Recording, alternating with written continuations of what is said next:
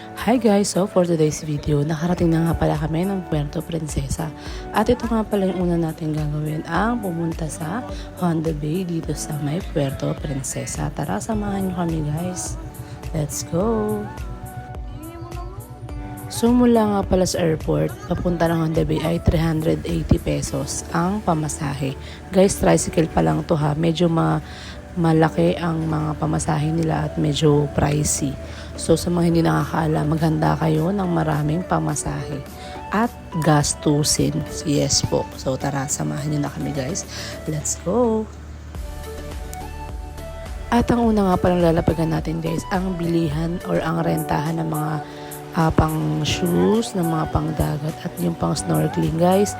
Kung kayo ay hindi naman mag-i-snorkeling or pupunta dun sa may mga tusok-tusok na mga shell, wag na kayo mag-rent dun sa mga pampa kasi masasayang yung pera nyo. At kasi 150 pesos yun, medyo masasayangan kayo, kaya kailangan lagi kayong magtatanong kung sasakay ba kayo or pupuntahan nyo ba yung may mga seashell na mga tusok-tusok ba yun, ewan ko ba, basta yun na yun guys. So dito meron nga pala mga price dyan kung ano yung mga babayaran nyo at kung saan kayo pupunta. So kami guys, puntahan namin itatlo, yung Cowrie, Luli at saka yung Pambato Reef. Umabot lang po kaming anim ng 3,000 plus, kasama na po yung mga environmental guys. Huwag po kayo sasama or maghahanap sa online kasi po mas mahal. At saka ang per head sa online is umaabot ng 1.8 or hanggang 1.5 to 1.8. Pero guys, mas mura kapag kayo na mismo ang pupunta dito sa may Honda Bay, dito sa may kanilang pinaka-office na. Yes. At naka-private nga pala kami ng bangka. Kami lang po ang nandito at wala kaming kasama. Yes, so tara guys, samahan nyo na kami at ang una namin pupuntahan ay ang Pambato Reef. Doon nga pala guys, marami daw pong mga isda. Kailangan nyo lang bumili ng tinapay para doon sa mga isda na lulutang. So tara, let's go!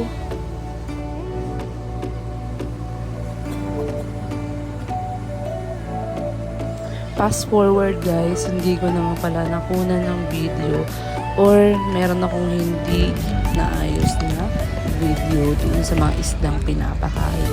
Kasi nga po, ang ganda tignan ng mga isda habang marami sila. Tapos, iba't ibang kulay guys, iba't ibang kulay. Tapos, ang lalaki ng mga isda.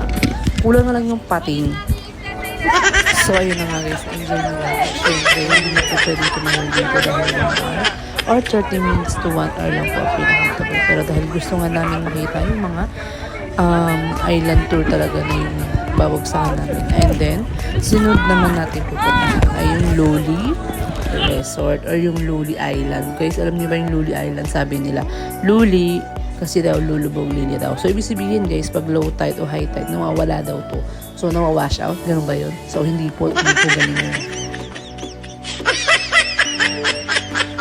So, dito guys, sa Luli, may tindahan, may CR at saka meron din mga iba pang pwede mong puntahan gaya ng picture taking and marami po sila dito pwede mong upuan yung mga duyan-duyan and may enjoy mo din guys kasi nga po nasa gitna kayo ng dagat and ayun nga marami ring mga tao dito na pumupunta kasi nga daw po maganda din siya at saka yung mga sand nila guys parang malapit sa Jumalig kasi medyo alam niyo yung pa-pink na pa-orange, ganun siya eh. Basta sa akin ganun guys ha.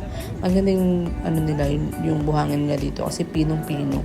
Talagang pinong-pino guys. Ewan ko ba, pero ang ganda. Ayan, feel ko ang paglalakad. Syempre, ayan, tignan nyo naman sa dulo. May parang isla din doon. Pero napakaganda guys. Tignan nyo naman, ang linis. At syempre, maluwag din ang isang islang to sa Luli. So guys, tara samahan niyo pa ako at marami pa kaming pupuntahan. Let's go!